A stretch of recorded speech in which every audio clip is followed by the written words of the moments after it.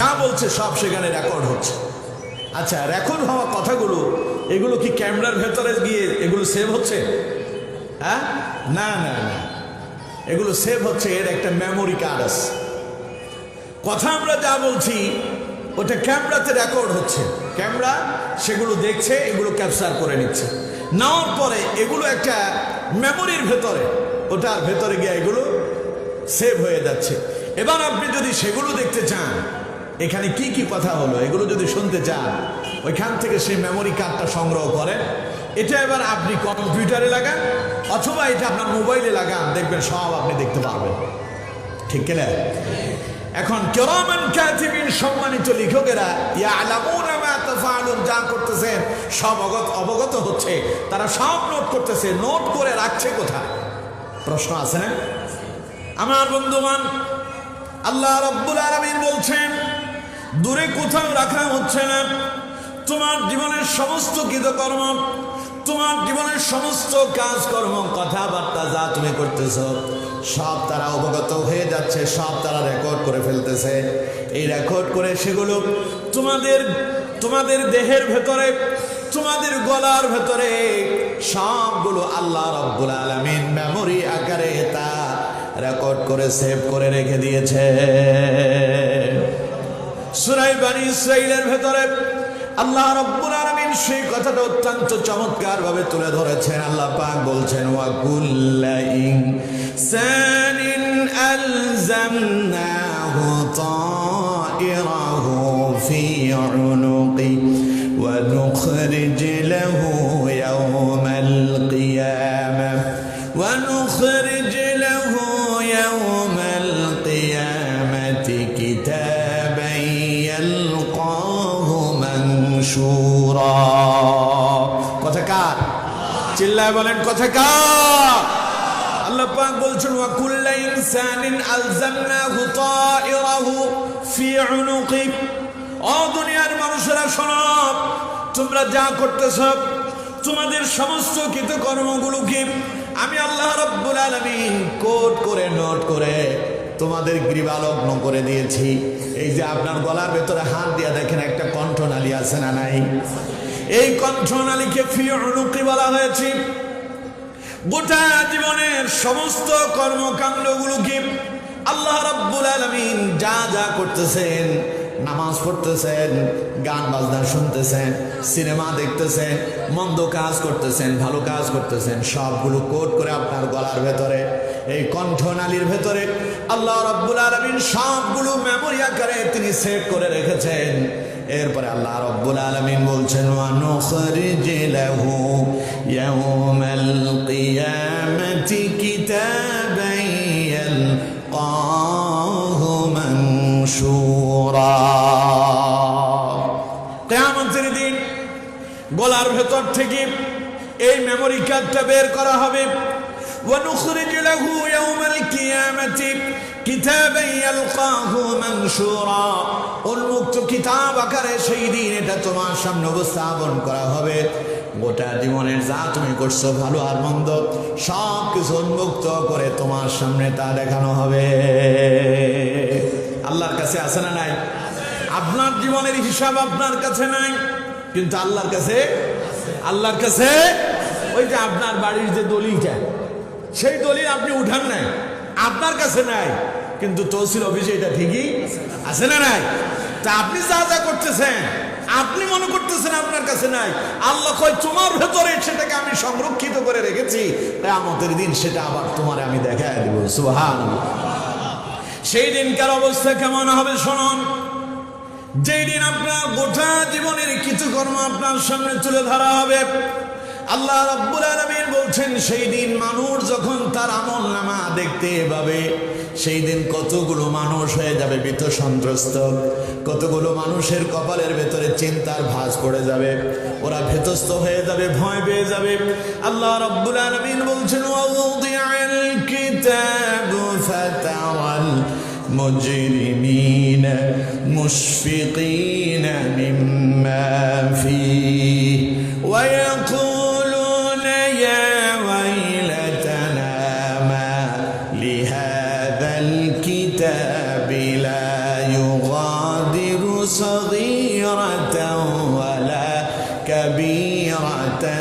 إلا أحصاها আল্লাহ তাআলা বলছেন নবী ওয়াউদিআ আল কিতাব সেই দিন যখন মানুষের আমলনামাগুলো কিতাব আকারে বই আকারে তাকে দেওয়া হবে সেই দিন আপনি দেখতে পাবেন ফাতারাল মুজরিমিনা মুশফিকিনা মিম্মা ফি আমলনামা হাতে পাওয়ার পরে কতগুলো মানুষের কপালের ভেতরে চিন্তার ভাঁজ পড়ে যাবে ওরা টেনশনে পড়ে যাবে তারা হতাশ হয়ে যাবে ঘাবড়িয়ে যাবে চিন্তায় পড়ে যাবে তারা বলবে ইয়া ওয়াইলাতানা মা লিহাযাল কিতাব এই আবার কেমন কিতাব লা ইউগাদিরু সাগীরাতান ওয়ালা কাবীরাতান ইল্লা আহসাহা জীবনের ছোট বড় যত কর্মকাণ্ড আমরা করেছি কোনো কথাই তো বাদ নাই জীবনের সব কথাগুলো দেখি এই কিতাবের ভিতরে লিপিবদ্ধ হয়ে আছে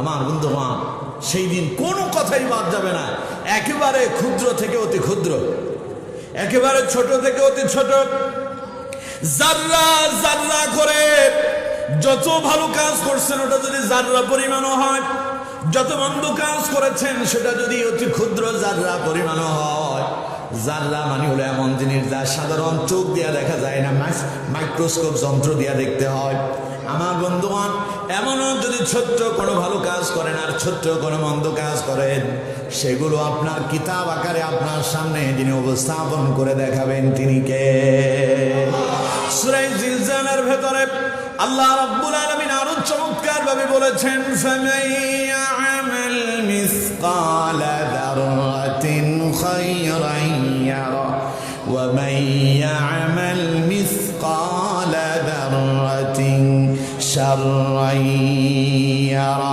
আল্লাহ রাব্বুল আলামিন বলছেন যদি অনুবালি কণা পরিমাণ জাররা পরিমাণ ক্ষুদ্র থেকে অতি ক্ষুদ্র যদি তুমি কোনো ভালো কাজ করে থাকো ফামাইয়ামাল মিসকালা যাররাতিন খায়রান ইয়ারা কিয়ামতের দিন তা তোমার সামনে উপস্থাপন করে দেখানো হবে ওয়া মাইয়ামাল মিসকালা যাররাতিন শাররান ইয়ারা অনুবালি কণা পরিমাণ যদি কোনো মন্দ কাজ করো তাও কিয়ামতের দিন তোমার সামনে উপস্থাপন করে দেখানো হবে মানুষ যখন তার আমলনামা হাতে নেবে এবার আল্লাহ তাআলা তাকে বলবেন ইকরা কিতাবাকা কাফা বিনাফসিকাল ইয়াওমা আলাইকা হাসিবা আমলনামা হাতে পাওয়ার পরে আল্লাহ পাক বলবেন ইকরা পড়ো কিতাবাকা কাফা বিনাফসিকাল ইয়াওমা আলাইকা হাসিবা আজ তোমার হিসাবের জন্য তোমার এই কিতাবটাই যথেষ্ট আমার বন্ধুগণ আজকে যারা কোরআনের মাহফিলে এসেছেন আপনি যখন আমলনামাটা হাতে পাবেন আপনি আমলনামা হাতে পেয়ে পড়বেন শেখপুর ও পূর্ব রাজাপুর এলাকায় যুব সমাজের উদ্যোগে যে মাহফিল হয়েছিল সেই মাহফিলে আমি বসে বসে কোরআনের আলোচনা শুনেছিলাম অত সময় পর্যন্ত শুনেছিলাম সব সেখানে লিপিবদ্ধ থাকবে যারা আসেনি কোরআনের মাহফিলের আশেপাশে যারা ঘুরপাক খেয়েছিল চায়ের আড্ডায় ছিল জুয়ার আড্ডায় ছিল সিগারেট টান দেওয়াতে সুখে টান দেওয়াতে যারা ব্যস্ত ছিল তারাও দেখতে পাবে তাদের সেই মন্দ কথাগুলো সেখানে কোড হয়ে আছে শুধু তাই নয় যারা গোপনে গোপনে ইসলামের বিরোধিতা করে আছে না উপরে উপরে লেভেল লাগায় তিনি মুসলমান খুব আল্লাহ বলা খুব নামাজ কালাম করতেছে ভেতরে ভেতরে ইসলামটার 12টা বাজায় দেওয়ার জন্য ষড়যন্ত্র করে এরকম আছে না নাই মুসলমানদের সঙ্গে যখন মিলিত হন তখন বলে আমরা তো তোমাদের লোক আবার যখন শয়তানদের সঙ্গে মিলিত হন তখন বলে আমরা তোমাদের সাথে আছি এই শ্রেণীর এক জাতের লোক আমাদের দেশে আছে না নাই আরো জোরে বলতে হবে আছে না নাই গোপনে গোপনে উনি চান না ইসলাম বিজয় হোক তিনিও নামাজ পড়েন তিনিও কোরআন পড়েন তিনিও মসজিদের প্রথম কাতারে শামিল হন কিন্তু কোরআন দিয়ে রাষ্ট্র চলুক কোরআন দিয়ে সমাজ চলুক কোরআন দিয়ে পার্লামেন্ট চলুক কোরআন দিয়ে বিচার বিভাগ চলুক কোরআন দিয়ে আইন আদালত চলুক ওটা তিনি সহ্য করেন না তিনি নিজের মুসলমান দাবি করেন ভেতরে ভেতরে তিনি যে কোরআনের বিরোধিতা করেছেন ভেতরে ভেতরে তিনি যে ইসলামের বিপক্ষে অবস্থান নিয়েছেন ভেতরে ভেতরে আল্লাহর কোরআনকে নিভায় দেওয়ার জন্য তিনি যে ষড়যন্ত্র করেছিলেন তার সমস্ত ডিটেইলস যেখানে যা বলেছেন যেখানে বসে ষড়যন্ত্র করেছেন কোনো কথা বাদ যাবে না নাম সহ গ্রাম সহ প্রত্যেকটা বিষয় আল্লাহ তাআলা তার সামনে উপস্থাপন করে দেখায় দিবেন, ঠিক কিনা? এই ক্ষমতা আল্লাহর আছে না নাই? আরো জোরে বলেন, আছে না নাই? সুতরাং কোরআনের বিরোধিতা করছো যারা, ইসলামের বিরোধিতা করছো যারা, আল্লাহর আইনের বিরোধিতা করছো যারা, আল্লাহর আইন দিয়ে রাষ্ট্র পরিচালনা হোক এই বিরোধিতা করছো যারা, এখনই তওবা করো, ফিরে আসো কোরআনের দিকে, ফিরে আসো ইসলামের দিকে। যদি আসতে না পারো, কপাল পড়ছে, কিয়ামতের দিন তুমি আল্লাহর আদালতে ধরা পড়ে যাবে, ঠিক কিনা? কথা আমার না আল্লাহ, আমার না আল্লাহ। আল্লাহ বলছেন সেই দিন তারা আমলনামা হাতে পেয়ে বলবে, ইয়া ওয়াইলাতানা মা লিহাদাল কিতাব, হায় হায় এটা কেমন কিতাব, লা ইউগাদিরু সাগীরাতান ওয়ালা কাবীরাতান ইল্লা আহসাহা, জীবনের কোনো কথাই তো বাদ গেল না, ছোট বড় যা করছে সব এখানে ঢুকে গেছে। আমার বন্ধুবান, সেই দিন পার পাওয়ার কোনো সুযোগ থাকবে না। যারা মদের আসরে গিয়েছেন, যারা জুয়ার আসরে গিয়েছেন, যারা চাঁদাবাজি করছেন, যারা টেন্ডারবাজি করতেছেন, যারা সন্ত্রাস করতেছেন, মানুষ হত্যা করতেছেন, এমন কোনো বাদ না, এমন কোনো কথা নাই যেটা আপনার সে আমল নামা নামক সেই কিতাবের ভিতরে থাকবে না। বাদ যাবে কোনোটা? কথা বলেন, বাদ যাবে কোনোটা? ওই যে বললাম আপনার কাছে গোটা জীবনের হিসাব নাই, কিন্তু আমার বন্ধুগণ আপনার গোটা জীবনের হিসাবটা আল্লাহর কাছে আছে না নাই? আপনি তো দিতে পারবেন না, আল্লাহ বের করবেন। ধরো, পড়ো ইকরা কিতাবাক, পড়ো এই কিতাব, কাফা বিনাফসিকা আল-ইয়াওমা আলাইকা হাসিবা, আজ তোমার হিসাবের জন্য তোমার এই কিতাবটাই যথেষ্ট। আমার বন্ধুগণ, সেই দিন এই কিতাব যখন, আমল নামা যখন হাতে পাবেন, অবস্থা হবে অত্যন্ত ভয়াবহ, কঠিন হয়ে যাবে। এই জন্য রাসূল করিম সাল্লাল্লাহু আলাইহি ওয়াসাল্লাম আল্লাহর দরবারে সব সময় তিনি একটা দোয়া করেছেন। দোয়াটা হলো এমন, আল্লাহুম্মা হাসিবনি হিসাবান ইয়াসীরা। পড়েন আল্লাহুম্মা, বলেন আল্লাহুম্মা হাসিবনি হিসাবান ইয়াসীরা। এই দোয়া কে করেছেন? রাসূলুল্লাহ। কে? রাসূলুল্লাহ দোয়া করছেন, আল্লাহ তুমি আমার হিসাবটারে সহজ করে দাও।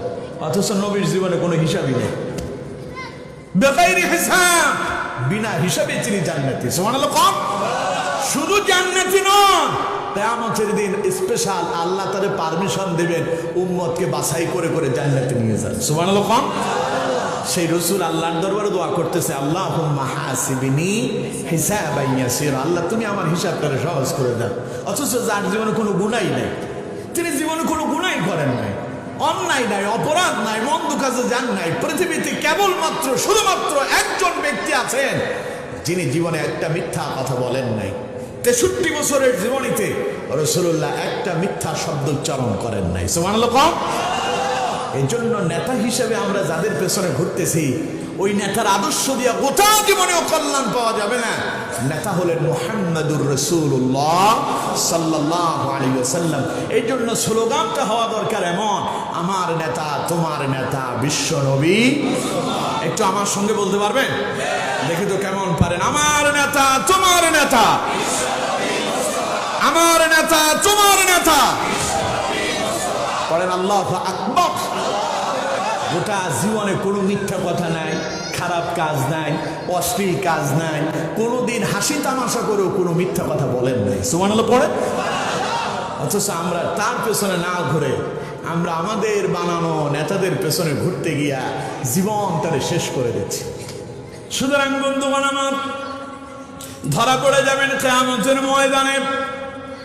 রাসূল করিম সাল্লাল্লাহু আলাইহি ওয়াসাল্লাম বলছেন, আন আমরিহি ফীমা আফনাহু, কিয়ামতের দিন তুমি যখন আল্লাহর সামনে দাঁড়াবে, তোমারে প্রশ্ন করা হবে গোটা জীবনটা কিভাবে অতিবাহিত করেছো, হিসাব দাও। আমার বন্ধুগণ, হিসাব দেওয়াটা আমাদের জন্য কঠিন হয়ে যাবে, কিন্তু হিসাব যদিও আমাদের কাছে নাই, আল্লাহর কাছে ঠিকই আছে। আল্লাহর নথিপত্র যখন বের করে দিবেন তখন হিসাব পাবেন, আর মাথার ভেতরে শুধু হাত দেবেন, আফসোস করবেন, হাই হাই করলাম কি, করলাম কি। কাফিররা বলবে, ওয়ায়াকুলুল কাফির ইয়া লাইতানি কুনতু তুরাবা, আরে আমি যদি মাটি হয়ে যেতাম, মাটির সঙ্গে মিশে যেতাম। আরে মাটিটা যদি ফেটে যেত আমি মাটির ভেতরে ঢুকে যেতাম। সেই দিন আফসোস করবেন, কিন্তু সেই দিন আর কোনো পথ খুঁজে পাবেন না। এই জন্য রাসূলুল্লাহ বলেছেন মরতেই হবে, মরার পরে আল্লাহর সামনে দণ্ডায়মান হতে হবে, গোটা জীবনের হিসাব দিতে হবে। এই জন্য রাসূল কারীম সাল্লাল্লাহু আলাইহি ওয়াসাল্লাম দোয়া শিখায় দিচ্ছেন উম্মতেরা, বারংবার আল্লাহর কাছে দোয়া করো আর বলো, আল্লাহুম্মা হাসিবনি হিসাবান ইয়াসীরা, আল্লাহ দয়া করে তুমি আমার হিসাবটারে সহজ করে দাও। পড়েন আমিন। আল্লাহ যদি হিসাবটারে সহজ করে দেয় তাহলে আপনি পার পেয়ে গেলেন। আর যদি আল্লাহ যদি আপনারে ধরে, ইন্না বাতশা রাব্বিকা লাশাদীদ, আল্লাহ যদি ধরে তাহলে বাঁচার আর কোনো পথ খোলাই থাকবে না। এই জন্য প্রিয় বন্ধুগণ আমার, আমরা যেহেতু মরবো, আল্লাহর সামনে উপস্থিত হব, গোটা জীবনের হিসাব আমাদেরকে দিতে হবে। তাহলে হিসাব যদি সবগুলো পুঙ্খানুপুঙ্খানু দেওয়া লাগে, তাহলে সেই হিসাবের জন্য সতর্কতার পথ অবলম্বন করে সামনে এগিয়ে যেতে হবে, ঠিক কিনা? তার মানে গুনাহ থেকে দূরে থাকতে হবে। গুনাহের কাজে যাওয়া যাবে না, অশ্লীল কাজে যাওয়া যাবে না, মন্দ কাজে যাওয়া যাবে না, খারাপ কাজে সহযোগী হওয়া যাবে না। ভালো আছে যেখানে থাকবো আমরা সেখানে, যেখানে ভালো নাই আমরাও সেখানে নাই, যেখানে কোরআন আছে আমরা আছি সেখানে, যেখানে রাসূলুল্লাহর সুন্নাহ আছে আমরাও যাব সেখানে, যেখানে রাসূলুল্লাহর সুন্নাহ নাই, কোরআন নাই, দ্বীন নাই, ইসলাম নাই, সেখানে আমরাও, জোরে বলেন, আমরাও কোরআন সুন্নাহ যেখানে আমরা আছি। আর সেটাই যদি আমরা করতে পারি, কিয়ামতের দিন নাজাত পাওয়ার সম্ভাবনা আছে, না হলে ধরা পড়ে যাব। তাহলে আমার বন্ধুগণ, সেই কিয়ামতের কঠিন ময়দানে 5টি প্রশ্নের প্রথম প্রশ্ন হলো আন উমরিহি ফীমা আফনাহু। প্রথম প্রশ্ন আল্লাহ পাক জিজ্ঞাসা করবেন, গোটা জীবনটা কিভাবে অতিবাহিত করছো? আমি যে তোমার 50, 60, 70, 80, 100 বছরের হায়াত দিলাম, হিসাব দাও। আমার বন্ধুগণ, সেই হিসাব দেওয়ার জন্য এখন থেকে আমাদেরকে প্রস্তুতি নিতে হবে। পারবো তো ইনশাআল্লাহ? আল্লাহ তাআলা তৌফিক দান করুন, পড়ুন আমিন। এবার দ্বিতীয় প্রশ্ন, ওয়ান শাবাবিহি ফীমা আবলাহু। গোটা জীবনের একটা গুরুত্বপূর্ণ সময় যার নাম হলো যৌবন, জীবনের গুরুত্বপূর্ণ একটা টার্নিং পয়েন্ট, মানুষের জীবনের একটা সুসময় যার নাম কি? যৌবন। প্রশ্ন করা হবে, ওয়ান শাবাবিহি ফীমা আবলাহু, আমি যে তোমার একটা যৌবন দিলাম, আমি যে তোমার যৌবনের শক্তি সামর্থ্য দিয়েছি, আমার বান্দা এই যৌবনের সময়টা কিভাবে অতিবাহিত করছো? এবার আমার কাছে যৌবনের হিসাবটা দাও। দেওয়া যাবে? কথা কয় না, দেওয়া যাবে? আজকের এই যে যুবকেরা তাফসীরুল কোরআন মাহফিলের আয়োজন করেছেন, ওরা যদি তাফসীর মাহফিলের আয়োজন না করে এখানে যদি গান বাজনা সিনেমার আয়োজন করত, তাহলে লোকজন অনেক হতো, ঠিক কিনা? এবং অনেকেই তাদেরকে বাবা দিত, বলতো যে বাপরে বাপ, একটা নায়িকাই আনছিস, একটা নায়িকা আনছিস, একেবারে চোখ জুড়ায় গেছে, কি যে গান ধরছে, কি খুশি হয়ে যেত। আর খুশি হয়ে নেতা নেত্রীরা যারা আসছো, নায়ক নায়িকাদের উপরে টাকা ছিড়াইয়া দিত, ঠিক কিনা? কথা বলেন, ঠিক কিনা? আর এই ছেলেপেলেরা তাফসীর মাহফিলের আয়োজন করছে, কেউ কেউ বলে যে এত কোরআনের মাহফিলের আয়োজন করে লাভ কি, ঠিক কিনা?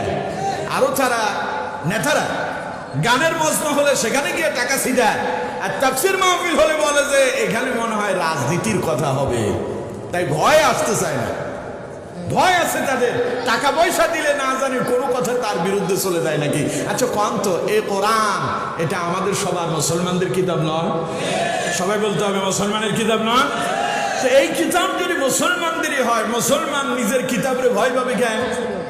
এই কিতাবরে তো ভয় পাওয়ার কথা ছিল কোরআন বিরোধী যারা, ভয় পাবে অমুসলিমরা, ভয় পাবে হিন্দুরা, সনাতন ধর্ম অবলম্বীরা, এই কোরআনের ভয় পাবে খ্রিস্টানরা, এই কোরআনের ভয় পাবে ইহুদি নাসারারা, কারণ তারা এই কোরআনকে তাদের গাইডলাইন হিসাবে মেনে নেয় নাই। এই কোরআন তো আমাদের সমস্ত মুসলমানদের কিতাব, এটা তো আমাদের শুধু গাইডলাইন নয়, এটা হচ্ছে আমাদের জীবন ব্যবস্থার নাম, ঠিক কিনা? এটা হলো আমাদের সংবিধান। তো এই কোরআন যদি আমাদের সংবিধান হয়, কোরআন যদি আমাদের সবার হয়, তাহলে এ কোরআনের কথা হবে, সেখানে তো মুসলমান রাগ করার কোনো কথাই ছিল না, ভয় পাওয়ার কোনো কারণই ছিল না। ভয় পায় এই জন্য, কোরআন দিয়ে যখন সুদের বিরুদ্ধে কথা বলবে তখন দেখবেন সুদখোরদের মন খারাপ হয়ে যায়। কোরআন দিয়ে যখন সন্ত্রাসের বিরুদ্ধে কথা বলে মাওলানা সাহেব, জুমার দিন ইমাম সাহেব খুতবা দেয় ঘুষের বিরুদ্ধে, সাদাবাজির বিরুদ্ধে, টেন্ডারবাজির বিরুদ্ধে, সন্ত্রাসের বিরুদ্ধে, সন্ত্রাসগুলোর চোখগুলো লাল লাল হয়ে যায়। ও বলে, মাওলানা সাহেব আমি বুঝতে পারছি আজকের জুমাতে আপনি আমারে টার্গেট করেছেন, আমি যে কোন জাতের সন্ত্রাস আপনি আমারে চেনেন নাই, আজ রাতে আপনারে চেনাবো আমি কোন জাতের সন্ত্রাস। মাওলানা সাহেব গভীর রাতে ইশারের নামাজের পর সবাই যখন চলে গেল, তিনিও ঘুমায় গেলেন। ওই শয়তানগুলো সন্ত্রাসগুলো ওত পেতে বসে আছে। তিনি যখন গভীর রাতে প্রস্রাবের প্রয়োজন হলো, তিনি মসজিদের ভেতর থেকে হুজরাখানা থেকে বেরিয়ে আসছে। ওরা মাওলানা সাহেবের ধরে পিটায়া পাটা সব ভেঙে দিয়া ওরা হসপিটালে নিয়ে ভর্তি করে দিয়েছে। ঠিক কেলা? কারণ আমি যে কোন জাতের সন্ত্রাস আপনি আমার বিরুদ্ধে বলেছেন। আসলে কোরআন কি সন্ত্রাসদের পক্ষে না বিপক্ষে? কোরআন চাঁদাবাজের পক্ষে না বিপক্ষে? কোরআন গান বাজনার পক্ষে না বিপক্ষে? কোরআন কি মানুষকে গান বাজনার প্রতি উদ্বুদ্ধ করে না গান বাজনার বিরুদ্ধে বলে? কথা কয় না। কোরআন গান বাজনার পক্ষে না বিপক্ষে? কোরআন সন্ত্রাসের বিরুদ্ধে, কোরআন চাঁদাবাজের বিরুদ্ধে, কোরআন টেন্ডারবাজের বিরুদ্ধে, কোরআন সুদের বিরুদ্ধে, কোরআন জুয়ার বিরুদ্ধে, কোরআন মদের বিরুদ্ধে। এই জন্য কোরআন দিয়ে যখন এই সমস্ত গুলার বিরোধিতা করা হয়, যারা ওগুলোর সাথে যারা সম্পৃক্ত থাকে তারা মনে করে, মনে হয় যে মাওলানা সাহেব আমারে বলে। ঠিক কিনা? তো মাওলানা সাহেব তোমারে বললো আল্লাহর কোরআন দিয়া, কোরআন বলছে এই কাজ করা যাবে না। তোমার তো হুঁশিয়ার হওয়ার দরকার ছিল। আমি মুসলমান, আমি কি করে গান বাজনা শুনি? আমি মুসলমান, আমি কি করে জুয়ার আসরে যায়? আমি মুসলমান, আমি কি করে মদের আসরে যায়? আমি মুসলমান, আমি কি করে সিনেমা দেখি? আমি মুসলমান, আমি কি করে গান শুনি? আমি মুসলমান, আমি কি করে সন্ত্রাস করি? আমি মুসলমান, আমি কি করে চাঁদাবাজের বিরুদ্ধে ভিতরে ঢুকে যায়? আমার তো এটা কর্মকাণ্ড ছিল না। আল্লাহ কোরআন আমাকে নিষেধ করছে। আমাকে কোরআনের আইন বাস্তবায়ন করার জন্য সেগুলো ছেড়ে দিয়া কোরআনের সুশীতল ছায়া তলে আসার দরকার ছিল। ঠিক আল্লাহ রাব্বুল আলামিন তার বান্দাদেরকে প্রশ্ন করবেন, ওয়ান শাবাবিহি ফিমা আবলাহু। বান্দা, আমি না তোমার একটা যৌবন দিয়েছিলাম, এই যৌবনের শক্তি সমর্থ কোন কাজে ব্যয় করেছো? হিসাব দাও আমার কাছে। আমার যুবক বন্ধুরা, একটু নিজের জীবনের সঙ্গে মিলায়া দেখেন, যৌবনে আপনি কি করতেছেন? যৌবনের হিসাবটা আল্লাহর কাছে কেমনে দেবেন? আগে বললেন গোটা জীবনের হিসাব নেব, এবার বললেন ওয়ান শাবাবিহি ফিমা আবলাহু, যৌবনের হিসাব দিতে হবে। কারণ মানুষের জীবনে সবচাইতে গুরুত্বপূর্ণ একটা সময়ের নাম হলো যৌবন। যৌবন আছে যতদিন, বল আছে বল আছে, বল তো আপনারা বোঝেন, এটা তো আপনাদের বাঙালির ভাষা। যৌবন আছে যতদিন, বল আছে, শক্তি আছে।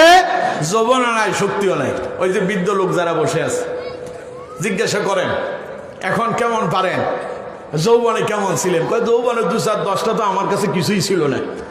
ঠিক কিনা? এখন দেখেন লাঠি একটার উপর বর দিয়ে চলে, 2 পা সামনে দিলে 10 মিনিট দাঁড়ায় থাকা লাগে। পানির গ্লাস নিয়ে খেতে পারে না, পানির গ্লাস হাতে নিলে হাত থেকে কেঁপে কেঁপে পানিগুলো পড়ে যায়। যৌবন নাই, এই দেহের মূল্যও নাই। যখন তার যৌবন শক্তি ছিল, ছেলে তারে আব্বু বলে ডাকতো, স্ত্রী তারে স্বামী বলে, জান বলে সম্বোধন করত, প্রিয়তম বলে সম্বোধন করত। এখন যৌবন চলে গেছে, ছেলে এখন আর আব্বু বলে না, এখন বলে বুড়িয়া। ঠিক কিনা? মায়ের এখন আর সেই যৌবনের শক্তি নাই, এখন হয়ে গেছে বুড়ি। আহারে, যৌবনে বাপে যখন কর্ম করে উপার্জন করে খাওয়াইছিল, তখন খুব জন্মের মতো খাইছিল। এখন বাপের শক্তিও শেষ, এখন বাপের দামও শেষ। তার মানে যৌবন যতক্ষণ আছে, আপনার দামও ততক্ষণ আছে। জীবনের শুরু থেকে আপনি কি যৌবনের শক্তি সমর্থন নিয়ে আসছিলেন? কথা কয় না, আসছিলেন? যৌবনটা জীবনের মাঝামাঝি সময়, শুরুও নাই শেষও নাই, শুরুও নাই শেষও নাই, মাঝখানে আল্লাহ তাআলা একটা শক্তি দিয়েছেন।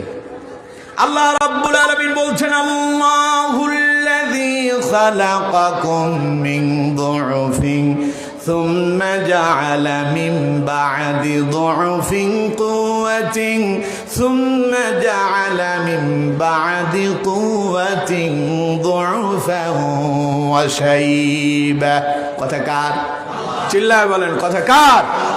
আল্লাহ রাব্বুল আলামিন বলছেন, দুনিয়ার মানুষেরা, আল্লাহুল্লাযী খালাকাকুম মিন দু'ফিন, আমি তো তোমার অত্যন্ত দুর্বল করে তৈরি করেছিলাম। যেই দিন তুমি দুনিয়া আসছিলা খুব দুর্বল ছিলা। আল্লাহ রাব্বুল আলামিন বলছেন এত দুর্বল করে তোমারে বানালাম, শীত হয়ে শুয়ে আসো, ওয়া ওয়া করে কান্না করা ছাড়া তোমার কোনো পথ খোলা ছিল না। না ডান দিকে কাজ হতে পেরেছো, না বাম দিকে কাজ হতে পেরেছো, শীত হয়ে শুয়ে আসো, কিছুই করতে পারো না। পায়খানা প্রস্রাব করে দিয়া তার উপরে শুয়ে আসো, সব গায়ের ভিতরে মেখে ফেলেছো, কিন্তু সরতে পারলা না, জায়গাটা থেকে ভিন্ন জায়গায় যেতে পারো নাই, এত দুর্বল করে তোমারে বানালাম। ثم جعل من بعد ضعف قوة, অতঃপর আমি আল্লাহ রাব্বুল আলামিন আস্তে আস্তে তোমার এই দুর্বলতা দূর করলাম। তুমি যে মানুষটা শীত হয়ে শুয়ে থাকতে, আমি তোমার এবার কাত হওয়ার সুযোগ দিয়েছি। ছোট্ট বাচ্চাটা প্রথম শীত হয়ে থাকি, 2-3 মাস যাওয়ার পরে দেখবেন বাচ্চা এবার কাত হতে পারে। আমার বন্ধুগণ, কন্ত দেখি শীত হওয়া থেকে কাত হওয়ার শক্তি যিনি দিলেন তিনি কে? আরো 2-1 মাস যাওয়ার পরে এটা উপর হইতে পারে। এরপরে আল্লাহ রাব্বুল আলামিন বলেন সুম্মা জাআলা মিন বাদি দুরফিন কুওয়া, শক্তি দিলাম, এবার তুমি আস্তে আস্তে দাঁড়াবে। দাঁড়ানোর আগে তোমারে চলতে হবে, আমি তোমারে চলা শিখালাম। 2 হাতের উপরে ভর দিয়ে, হাতের উপরে ভর দিয়া এবার তুমি আস্তে আস্তে হামাগুড়ি দিয়া সামনের দিকে চলতে থাকো। আপনাদের লক্ষ্মীপুরের ভাষায় বলে আইরকাই চলে নাকি? আইরকা চলে। এই যে আইরকা নেই, কে শিখাইল বন্ধু? দুনিয়া আসার সঙ্গে সঙ্গে কি আইরকাইতে পারছিল? আমার বন্ধুগণ, আল্লাহ পাক বললেন আমি আস্তে আস্তে তোমার সব জড়তা দূর করলাম, দুর্বলতা দূর করলাম। হাতের উপরে ভর দিয়ে চলতা, হাঁটুর উপরে ভর দিতে। আমি বললাম এবার তোমার আরেকটু শক্তি দিলাম, আর হাঁটুর উপরে ভর দিয়ে চলতে হবে না, আস্তে আস্তে দাঁড়ানো শিখালাম। তুমি যখন খাটের কাছে যেতে, সামনে কোনো খুঁটি পেতে, সামনে একখান চেয়ার পেতে, সেটা ধরে তুমি দাঁড়ায় যেতে। আমি বলতাম আমার বান্দা এবার একটু হাতটা ছেড়ে দাও। বান্দা হাতটা ছেড়ে দেয়। ছোট্ট বাচ্চা হাত ছেড়ে দিয়া 2-1 সেকেন্ড দাঁড়ায় থাকে, এরপরে শীত হয়ে পড়ে যায়। পড়ার পরে ছোট্ট বাচ্চা কিন্তু কান্না করে না, করে পড়ে গেল, পড়ার পরে একটা হাসি দেয়। সামনে যারা আছে ওদেরকে হাসি দিয়া বোঝাতে চায় তোমরা জানো না আমার একজন সাহায্য করতেছেন, আমি যে পড়তেছি এই পড়া না, পড়তে পড়তে আমি শক্ত হয়ে যাব।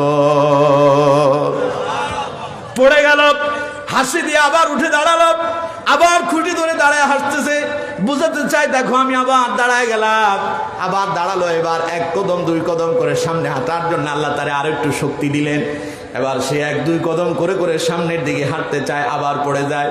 পড়ার পরে আবার হাসি দিয়া উঠে দাঁড়ায় যায়, আবারও হাঁটতে থাকে। এইভাবে 1-2 কদম করে হাঁটতে হাঁটতে একটা সময় সে হাঁটা শিখে যায়। কন্ত দেখি এই হাঁটার জ্ঞান কি তার বাপে দিয়েছে নাকি? মা দিয়েছে নাকি? মা কি শিখাই দিয়েছে আব্বা তোমার দাঁড়ানোর জন্য প্রথমে তোমার হামাগুড়ি দিতে হবে, হাতের উপরে ভর দিতে হবে, হাতের উপর ভর দিতে হবে, এরপরে তোমার এইভাবে দাঁড়াতে হবে, এরপরে তোমার 1 কদম 2 কদম করে হাঁটতে হবে। কেউ শিখায় দেয় নাই। কন্ত দেখি এই জ্ঞান যিনি দিয়েছেন তিনি কে? আল্লাহ পাক বলছেন আল্লামাল ইনসানা মা লাম ইয়ালাম, আমি মানুষদের কেমন বিষয় সম্পর্কে শিক্ষা দিয়েছি, জ্ঞান দিয়েছি যা মানুষ কখনো জানতোই না। সে জানতো না সেই যে শীত হয়ে পড়ে আছে, কিভাবে সে দাঁড়াবে, সে কিভাবে হাঁটবে, কিভাবে সে চলবে, কিভাবে সে খাবার খাবে। আমার বন্ধুগণ, এই অজানা বিষয়গুলো যিনি জানায় দিলেন তিনি কে? এইভাবে একটা সময় আপনি যখন একটা পূর্ণবয়স্ক হলেন, আপনার বয়স যখন 15 বছর হয়ে গেল, আল্লাহ রাব্বুল আলামিন বলেন এবার তোমার শরীরের ভেতরে আমি যৌবন নামক এক মহান আমি আল্লাহ পাক নিয়ামত ঢুকায়া দিলাম। তোমার পূর্বের যত দুর্বলতা আছে সব তোমার দেহ থেকে চলে গেল।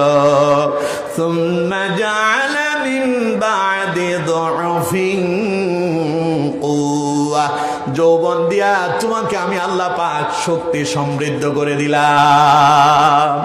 এখন যৌবন পাওয়ার পরে তোমার মাথা ঠিক নাই, তুমি বিশাল বড় নেতা, তোমার এখন অনেক পাওয়ার, তোমার পেছনে অনেক লোক হাতে, তোমার অনেক ক্ষমতা, তোমার ক্ষমতা এত হয়েছে তুমি অন্যায়ভাবে মানুষের জায়গা জমিন আত্মসাৎ করতেছো, ঘর বাড়ি আত্মসাৎ করতেছো, তুমি অন্যের ব্যাংক ব্যালেন্স আত্মসাৎ করতেছো। কেউ একজন তার বাড়ি বানাবে, তার নিজের জায়গার ভেতরে সে ঘর তৈরি করতে যায়, তুমি সেখানে গিয়া বলতেছো ঘর যদি বানাতে হয় আমাদেরকে পয়সা দিতে হবে, ঠিক কিনা? তুমি তোমার নিজের জায়গাটা, আপনি আপনার জায়গার ভেতরে একটু মাটি ভরাট করবেন, সেখানে আপনি বাড়ি ঘর তৈরি করবেন। এখন যৌবন পায়া নেতা হয়ে আসে দাঁড়ায় আছে, ও বলতেছে এখানে যদি মাটি ফেলতে হয় আমারে পয়সা দিতে হবে। তার মানে পয়সা না দিলে মাটি ফেলানো যাবে না। আল্লাহ পাক বলেন একটু ক্ষমতা দিলাম, যৌবন দিলাম, এখন অনেক শক্তি হয়েছে, এখন তুমি আমার বিরুদ্ধে কথা বলো, মানুষের উপর অন্যায় অত্যাচার করতেছ, জুলুম করতেছ, নির্যাতন করতেছ। শুনে রাখো, সুম্মা জাআলা মিন বাদি কুওয়াতিন দুরফান ওয়া শাইবা, সময় একদিন আসবে এই যৌবন হারিয়ে যাবে, বার্ধক্যে উপনীত হয়ে আবার তুমি দুর্বল হয়ে যাবে। কথা কার? জোরে বলেন কথা কার? এই জন্য আমার বন্ধুগণ, যৌবন কে দিয়েছেন? চিল্লায় বলতে হবে, যৌবন কে দিয়েছেন? তাহলে এই যৌবনের হিসাব আবার কে নেবেন? রাসূল করিম সাল্লাল্লাহু আলাইহি ওয়াসাল্লাম বলছেন, ওয়া আন শাবাবিহি ফিমা আবলাহু, কিয়ামতের দিন আল্লাহ পাক প্রশ্ন করবেন, আমার বান্দা আমি যে তোমার এই যৌবন দিলাম, বলো এবার যৌবনটারে কি কি কাজে তুমি অতিবাহিত করছো? যৌবন পায়া তুমি কি করছো? কোন যুবকের, কোন যুবকদের যৌবনের আমলনামা পাওয়া যাবে যখন ইউনিভার্সিটিতে যেত, ইউনিভার্সিটির গেটে দাঁড়ায়া, কলেজ ইউনিভার্সিটির গেটে দাঁড়ায়া একটা ফুল হাতে নিয়া একটা পরনারীর সামনে ভালোবাসা নিবেদন করার জন্য ভিক্ষুকের মতো দাঁড়ায়া থাকতো। কারো আমলনামা পাওয়া যাবে যুবকদের, কারো আমলনামা পাওয়া যাবে এমন, যৌবন পাওয়ার পরে গভীর রাতে সমস্ত মানুষ যখন ঘুমায় যেত, সে জুয়ার আসরে ব্যস্ত থাকতো, কারো আমলনামা পাওয়া যাবে ওর সারা রাত মদের আড্ডায় কেটে গিয়েছে। কারো আমলনামা পাওয়া যাবে এমন, সেই তো ইয়াবার আসরে ব্যস্ত ছিল। কারো আমলনামা পাওয়া যাবে এমন, নেতা তারে বলেছে যা অমুকের বাড়ি ভাঙচুর করো, অমুকের গাড়ি ভাঙচুর করো। নেতার হুকুম পাওয়ার দেরি, ঘর বাড়ি ভাঙতে দেরি করে নাই, তার মানে সে সন্ত্রাসী কর্মকাণ্ড করেছে। আমার বন্ধুগণ, এই যদি তোমার যৌবনের আমলনামা হয়, তাহলে বলো তো দেখি কিয়ামতের দিন পার পাওয়ার কোনো পথ আছে নাকি? যৌবন এলে শরীরের ভেতরে শক্তি আসে। যৌবনে সবার মাথা কিন্তু একরকম থাকে না, যৌবন কাজ করে না ঠিক মতে। যৌবনে কেউ বাহিনী তৈরি করে, আবার যৌবনে কেউ আল্লাহর গোলামিও করে। এই জন্য রাসূল করিম সাল্লাল্লাহু আলাইহি ওয়াসাল্লাম বলছেন, কিয়ামতের দিন যৌবনটারে যারা কাজে লাগালো, যৌবনে যারা আল্লাহর ইবাদত করলো, বা শাবুন নাশা ফি ইবাদাতিল্লাহ, যে যুবক তার যৌবনের সময়টা আল্লাহর ইবাদতে অতিবাহিত করেছে, কিয়ামতের দিন আল্লাহ পাকের আরশে আজিমের ছায়া তলে আশ্রয় দান করবেন। সুবহানাল্লাহ। এই জন্য যুবক বন্ধুরা, যৌবন পায়া মাথা খারাপ করা যাবে না, যৌবন পায়া অবৈধ প্রেম প্রীতি ভালোবাসা করা যাবে না, যৌবন পায়া সন্ত্রাসী কর্মকাণ্ডে লিপ্ত হওয়া যাবে না। তোমাদের যৌবন আছে, এই জন্য তোমাদের দামও আছে। তোমাদেরকে অনেকে ব্যবহার করতে চায়, তোমাদেরকে কিনতে চায়। তুমি থাকার কথা স্কুলে, তুমি থাকার কথা কলেজে, তুমি যাবে মাদ্রাসা, তুমি যাবে ভার্সিটিতে, তোমার পড়ালেখা করার কথা, তোমার হাতে বই খাতা কলম শোভা পাওয়ার কথা, কিন্তু তোমাকে কেউ ইনভাইট করে তার কাছে নিয়ে তোমাকে 200-100 টাকা চা খাওয়ার পয়সা ধরিয়ে দিয়ে বই খাতা কলমের পরিবর্তে তোমার হাতে ধরায় দিল রিভলভার, তোমার হাতে ধরায় দিল অস্ত্র, তোমার হাতে ধরায় দিল বোমা। কে বানালো তোমারে? তাদের উদ্দেশ্যটা কি? যারা তোমার হাতে বই খাতা কলম এগুলোর পরিবর্তে অস্ত্র ধরায় দিল, ওরা তোমার এই নামাজের কথা বলে না, ওরা তোমার মা বাবার সঙ্গে ভালো ব্যবহারের কথা বলে না, ওরা তোমার কোরআন তিলাওয়াতের কথা বলে না, ওরা তোমার ইসলামের কথা বলে না, বরং তোমারে দিয়া দুনিয়ার যত খারাপ কাজ আছে সব তোমারে দিয়া করায়। আর সেই খারাপ কাজে গিয়া তুমি যখন অন্যায় কাজ করতে গিয়া মানুষ একজনের হত্যা করছো, তখন তুমি ধরা পড়বা। তোমার নেতা এসি রুমে বসে বসে আরামে আরামে ঘুমাবে, আর তখন তোমারে জেলখানায় পুড়ে মরে 14 বছরের সাজা ভোগ করা লাগবে। ঠিক কিনা? কার পেছনে তুমি ঘুরতেছো? কাদেরকে তুমি নেতা বানিয়েছো? যেই নেতা তোমার নামাজের কথা বলে না, যেই নেতা তোমার ইসলামের কথা বলে না, যেই নেতা তোমার কোরআনের কথা বলে না, যেই নেতা তোমাকে মা বাবার সঙ্গে ভালো ব্যবহারের কথা বলে না, ওই নেতা নেতা না। এই নেতাও যাবে জাহান্নামে, ওই নেতার অনুসরণ করে তুমিও যাবে জাহান্নামে। কথা আমার না আল্লাহ? সবাই বলেন আমার না আল্লাহ।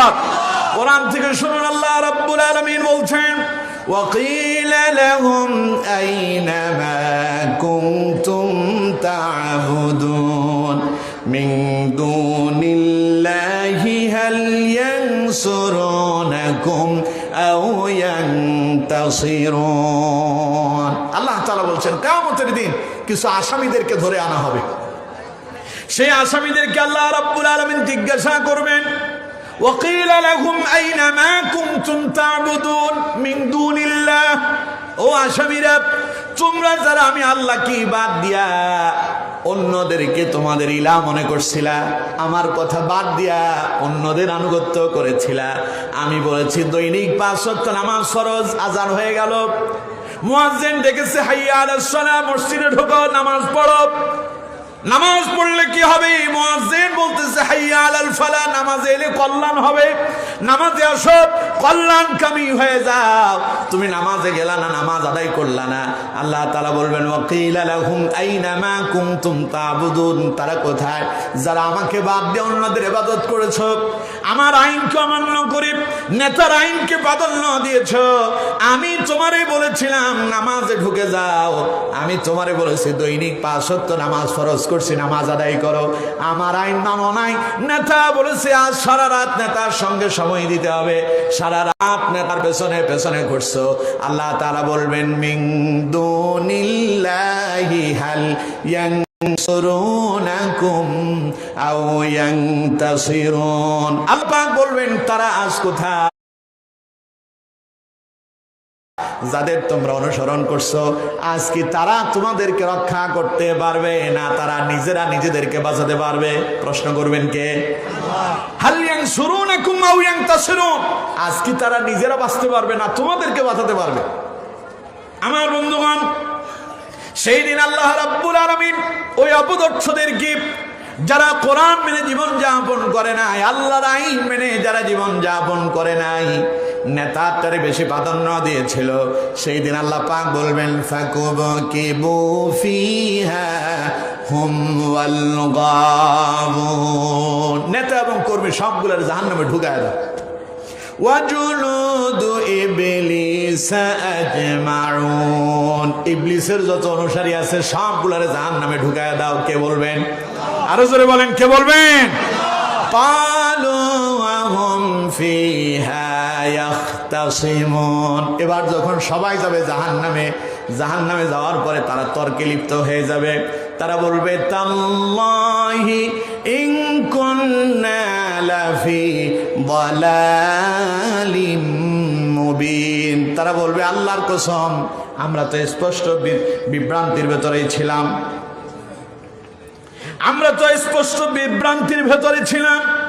আমার বন্ধুগণ, তার মানে বুঝলো, এমন সময় বুঝলো যে সময় বুঝলে আর কোনো কাম হবে? কথা কয় না, কাম হবে? আমার দেশে কয় মরবে তো মরবে, মরার পরে সোজা হবে। ঠিক কিনা? সোজা তো এমনি হবে না, মরার পরে সোজা হয়ে যাবে। হাত পা সোজা হয়ে গেছে, এখন সব কর্মকাণ্ড বন্ধ হয়ে গেছে, এখন আর কথাও বলতে পারে না। মাথার দিকে একখান রশি দিয়া বেঁধে দেওয়া হয়েছে, হাত দুইটাকে সোজা করে সেখানে আরেকটা রশি দিয়া বেঁধে দেওয়া হয়েছে, পায়ের দিকে একটা রশি দিয়া বেঁধে দেওয়া হয়েছে। নোয়াখালী ফেনীর ভাষায়, লক্ষ্মীপুরের ভাষায় কয় গিট্টু দেয়া, হরকি দেয়া। ঠিক কিনা? ওইটা কি বড় একেবারে জোর করে বাঁধে নাকি? হরকি দেয়, একটু টান দিলে, একটা রশি ধরে টান দিলে সেই রশি খুলে যায়। কিন্তু দুর্ভাগ্য হবে তাদের, দুনিয়ায় অনেক পাওয়ারফুল নেতা ছিল, ওরেও এরকম তিন দিক দিয়ে 3টা রশি দিয়া বেঁধে দেওয়া হবে, হরকি দেওয়া হবে। ওর বাপের ক্ষমতা নাই সে রশি থেকে বের হওয়ার, ঠিক কিনা? তো এখন মরলি তো সোজা হইলি, মরার পরে হইলি, তখন আর কোনো কাজ কথা কয় না, হবে। আল্লাহ তাআলা বলছেন সেই দিন যে সমস্ত লোকেরা আল্লাহর কথা প্রাধান্য না দিয়া তাদের দুনিয়ার মানব রচিত নেতাদের কথাকে বেশি প্রাধান্য দিয়েছিল, সেই দিন জাহান্নামে গিয়া বুঝবে আহারে আমরা তো বিভ্রান্তিতে ছিলাম। তখন তার আল্লাহর কসম করে বলবে তাল্লাহি ইন কুন্না লাফি দালালিম মুবিন, আরে আমরা তো আল্লাহর কসম স্পষ্ট বিভ্রান্তির ভিতরে ছিলাম। ইযনু সাউইকুম বিরাব্বিল আলামিন, আমরা তো তাদেরকে সব মনে করতাম, সব ক্ষমতা তাদের হাতে, আমরা তো এমনটাই মনে করেছিলাম। ওয়ামা আদাল্লানা ইল্লাল মুজরিমুন, আমরা তো এই ধোঁকাবাজদের প্রতারণায় পড়ে আমরা শেষ হয়ে গেলাম। ফামা লানা মিন শাফিঈন, পরে আজ আমাদের জন্য সুপারিশ করার তো কেউই নাই। ওয়ালা সাদীকিন হামিম, আজ তো আমাদের জন্য কোনো বন্ধুও নাই। ফালাউ আন্না লানা কাররাতান ফানাকুনা মিনাল মুমিনিন, আহারে আল্লাহ যদি আরেকবার যদি আমাদেরকে সুযোগ দিত, আমরা যদি আবার দুনিয়ায় যেতে পারতাম, তাহলে তো আমরা মুমিন হয়ে যেতাম। আমার বন্ধুগণ, সেই দিন আফসোস করে বলবে আহারে আরেকবার যদি হায়াত পেতাম, আল্লাহ যদি আমাদেরকে সুযোগ দিত, তাহলে তো আমরা দুনিয়ায় গেলে মুমিন হয়ে যেতাম। আফসোস করবে, দুনিয়া আসার আর কোনো সুযোগ খোলা থাকবে? কথা বলেন, সুযোগ পাবে? এই জন্য যুবক বন্ধুরা তোমাদেরকে বলেছি, রাসূলুল্লাহ বলেছেন ওয়াশাবুন নাশা ফি ইবাদাতিল্লাহ, যে যুবক তার যৌবনে আল্লাহর ইবাদত করতে পারবে, সেই যুবকটাকে আল্লাহ পাক তার আরশে আজিমের ছায়া তলে কিয়ামতের দিন আশ্রয় দান করবেন। আর হাদিসের ভিতরে রাসূলুল্লাহ বললেন ওয়ান শাবাবিহি ফিমা আবলাহু, কিয়ামতের দিন আল্লাহ রাব্বুল আলামিন তোমার যৌবনের হিসাব নেবেন। এগুলো কয়টা? 2টা। 1 নাম্বার আন উমরিহি ফিমা আফনাহু, গোটা জীবনের হিসাব দাও। 2 নাম্বার ওয়ান শাবাবিহি ফিমা আবলাহু। 3 নাম্বার, বাকিগুলো খালি অর্থ বলবো আর বলবো না। 3 নাম্বার প্রশ্ন হবে ওয়া মালিহি মিন আইনা ইকতাসাবাহু, তোমার যে আল্লাহ রাব্বুল আলামিন তোমার যে বিশাল সম্পদ হয়েছে, বাড়ি হয়েছে, গাড়ি হয়েছে, এই সম্পদ কিভাবে উপার্জন করছো তার হিসাব দাও। ওয়া ফিমা আনফাকাহু, এই সম্পদ কিভাবে ব্যয় করেছো তার হিসাব দিতে হবে। ওয়ামাযা আমিলা ফিমা আলিমা, দিনের জ্ঞান যতটুকু অর্জন করেছো সে অনুপাতে কতটুকু আমল তুমি করেছো, কিয়ামতের দিন যার কাছে জবাব দিতে হবে তিনি কে? পড়েন আলহামদুলিল্লাহ, নারে তাকবীর।